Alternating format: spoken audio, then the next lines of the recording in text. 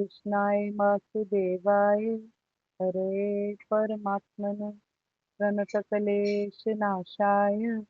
गोविंदाय नमो नमः। ओम श्री गणेशाय नमः। श्री सीताराम नमः। श्री राधे श्याम नमः। उमापति महादेव की जय। श्री गुरुवे नमः। श्री हनुमते आदराजे। सब संतन की जय, सब भक्तन की जय। जय जय सीताराम, जय जय राधे श्याम। श्री हरिवंश, श्री हरिवंश, श्री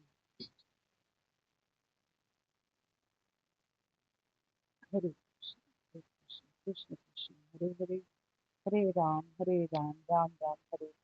कल हमने 25वां श्लोक किया था, वो पढ़ते हुए आगे बढ़ते हैं। भगवान जी कह रहे हैं 7वें अध्याय के 25वें श्लोक में, अपनी योग माया से छिपा हुआ मैं सबके प्रत्यक्ष नहीं होता। मैं अपने आप को सबको नहीं दिखाता, सिर्फ जो केपेबल है मुझे जानने के, बस उनको दिखाता हूँ। और जिनको नहीं दिख रहा हूँ उनको ये समझ जाना चाहिए कि वो माया से आच्छादित है। इसलिए ये अज्ञानी जन समुदाय, पूरी पॉपुलेशन अज्ञानी, मुझे जन्म रहित अविनाशी परमेश्वर को नहीं जानती, अर्थात मुझको जन्म मरने वाला समझती है। वो ये नहीं समझ पाती कि मैं तो अवतरित हो रहा हूँ, वो भी अधर्म के नाश के लिए। वो नहीं समझ पाती कि मैं मनुष्य रूप में तो आया हूँ सिर्फ उनको दिखाने के लिए, पर मैं जन्मता मरता नहीं हूँ। भगवान जी यहाँ पर बोल रहे हैं कि मैं मूर्खों और अल्पज्ञों के लिए कभी भी प्रकट नहीं हूँ। मैं हमेशा मेरी अंतरंगा शक्ति द्वारा आच्छादित रहता हूँ, और मैं ये किसी को दिखाता ही नहीं। और लोग जो हैं वो मुझे जान ही नहीं पाते कि मैं अजन्मा और अविनाशी भगवान हूँ, कि मैं ही परमेश्वर हूँ। लोग ये समझ ही नहीं पाते। केवल केवल एक ही तरीके से मैं ये समझ पा सकते हैं मुझे कि मैं कौन हूँ, वो है जो मुझे प्रेम और श्रद्धा के साथ मेरे गुण, प्रभाव, स्वरूप, लीला, रहस्य और महिमा को जान लेती। श्लोक संख्या नंबर 26। हे अर्जुन, पूर्व में व्यतीत हुए और वर्तमान में स्थित तथा आगे होने वाले सब भूतों को मैं जानता हूँ, परंतु मुझको कोई भी श्रद्धा भक्ति रहित पुरुष नहीं जानता। एक बार फिर से, हे अर्जुन, पूर्व में व्यतीत हुए और वर्तमान में स्थित तथा आगे होने वाले सब भूतों को मैं जानता हूँ, परंतु मुझको कोई भी श्रद्धा भक्ति रहित पुरुष नहीं जानता। ये करने से पहले हम एक बारी 15वें अध्याय के 5वें श्लोक को पढ़ लेते हैं। हमारे को कोई हमारे जान पहचान में है, रजनी रानी जी, आपने देखा होगा, वो बोलती हैं कि कभी भी जब गीता जी का पाठ शुरू करना हो तो सबसे पहले 15वें अध्याय का 5वां श्लोक पढ़ लेना चाहिए, उसके बाद गीता जी पढ़नी चाहिए। 15वें अध्याय का 5वां श्लोक, जो झूठी प्रतिष्ठा, मोह तथा कुसंगति से मुक्त है, जो शाश्वत तत्व को समझते हैं, जिन्होंने भौतिक काम को नष्ट कर दिया है, जो सुख तथा दुख के द्वंद से मुक्त हैं, जो मोह रहित होकर परम पुरुष के शरणागत होना जानते हैं, वो उस शाश्वत राज्य को प्राप्त होते हैं। भगवान जी को कौन प्राप्त हो सकता है? पहली बात, जो झूठी प्रतिष्ठा, मोह और कुसंगति से मुक्त है। पहली क्वालिटी ये होनी चाहिए, वो शाश्वत तत्व को समझ सकता है। फिर दूसरा, जिसने भौतिक काम को नष्ट कर दिया। तीसरा, जो द्वंद बुद्धि से मुक्त हो, जो सुख तथा दुख द्वंद से मुक्त हो। एक सेकंड होल्ड करना। ठीक है। श्री हरिवंश, श्री हरिवंश, श्री हरिवंश। हमने 15वां अध्याय का 5वां श्लोक पढ़ लिया है। हम वापस अपने 7वें अध्याय पर आते हैं, 26वें श्लोक पर। हे अर्जुन, पूर्व में व्यतीत हुए और वर्तमान में स्थित तथा आगे होने वाले सब भूतों को मैं जानता हूँ, परंतु मुझको कोई भी श्रद्धा भक्ति रहित पुरुष नहीं जानता। यहाँ भगवान जी कहते हैं कि परमेश्वर होने के नाते भूतकाल में जो कुछ भी हो चुका है, जो वर्तमान में चल रहा है और जो होने वाला है आगे फ्यूचर में, मुझे सब कुछ पता। मैं सबको जानता हूँ, पर मुझको कोई नहीं जानता। और अगर मुझको थोड़ा बहुता कोई जानता है, वो कौन जानता है? जो मेरे में बहुत श्रद्धा भक्ति रहित विश्वास रखते हैं। अगर भगवान जी मनुष्य होते तो वो माया से ग्रसित होते, वो मरते, पैदा होते, शरीर बदलते और सब कुछ भूल जाते। पर जो व्यक्ति इस दुनिया में है वो स्मृति लेकर नहीं आते, वो चल ही नहीं सकते यहाँ पर अपनी स्मृति के साथ पास्ट वाली। केवल एक परमात्मा है जिसको सब कुछ याद है, सब कुछ पता है, जो सब कुछ जानते हैं। श्री कृष्ण कहते हैं मुझे सब कुछ पता है। जिस दुनिया में हम रहते हैं वो कई जन्मों का खेल है। पुनरपि जननम पुनरपि मरणम चलता ही जा रहा है।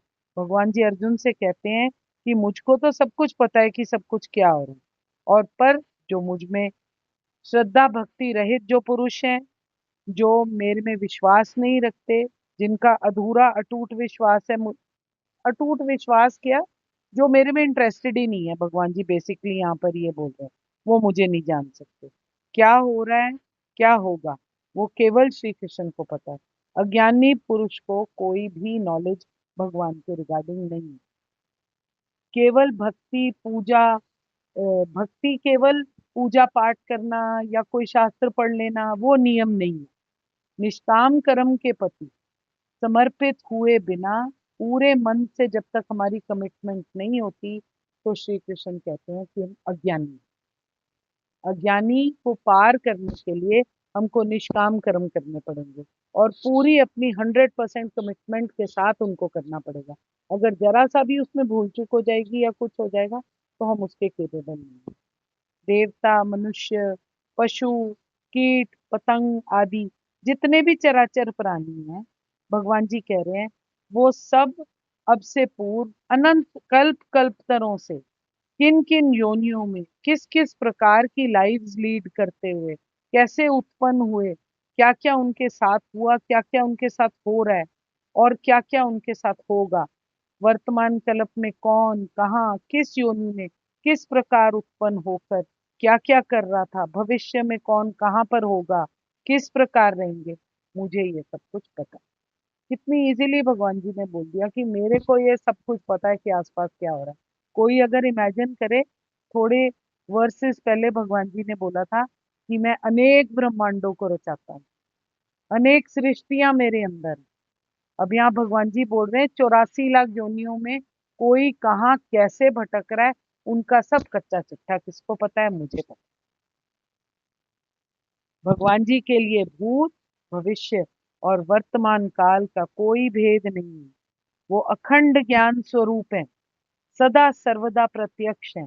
उनके लिए सभी कुछ वर्तमान है, सभी कुछ हो रहा है अभी, क्योंकि उनको मालूम है सब कुछ।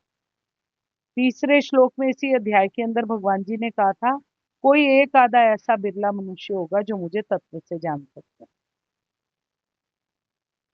किस रूप में मैं हूँ, और मेरे अधिभूत आदिदेव और अधि यज्ञ सहित रूप में कोई एक आधा ऐसा है जो मुझको जानता है।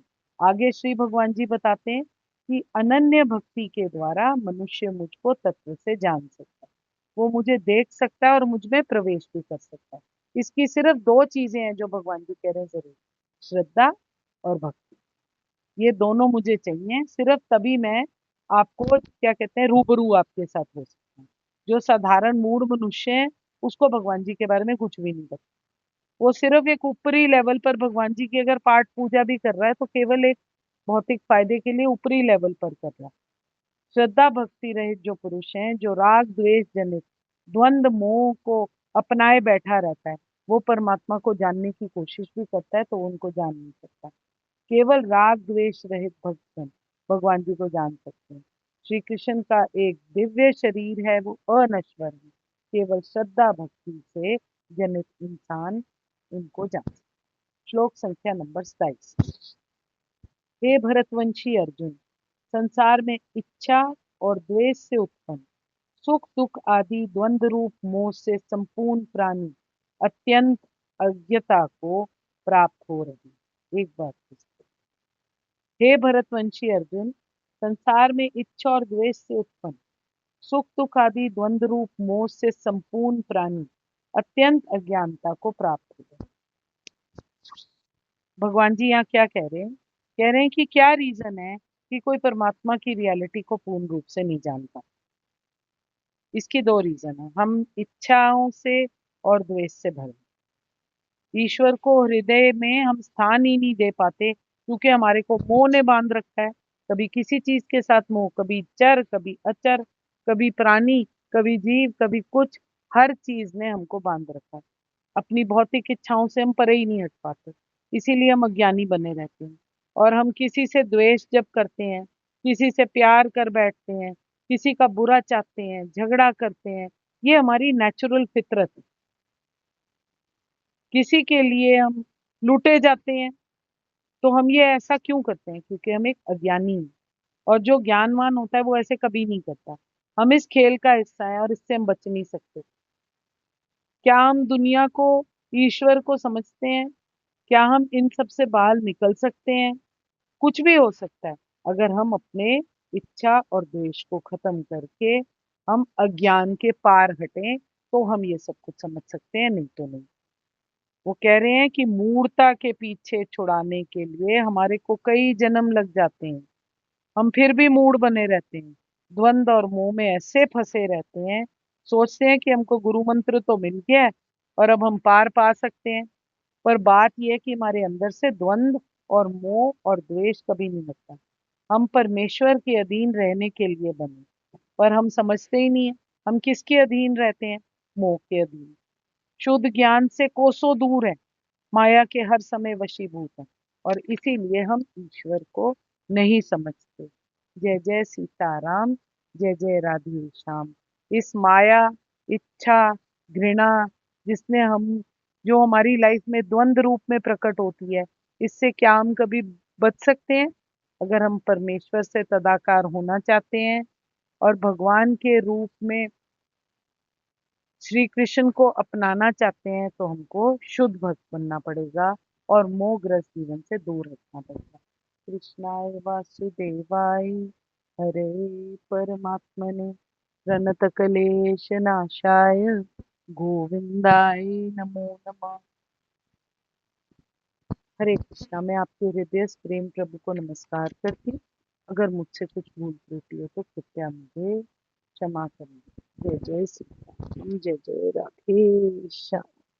राम राम जय राजा राम, राम राम जय सीता राम, राम राम जय राजा राम, राम राम जय सीता राम, राम राम जय राजा राम, राम राम जय सीता राम। जय जय राधे श्याम। श्री हरि, श्री हरि, श्री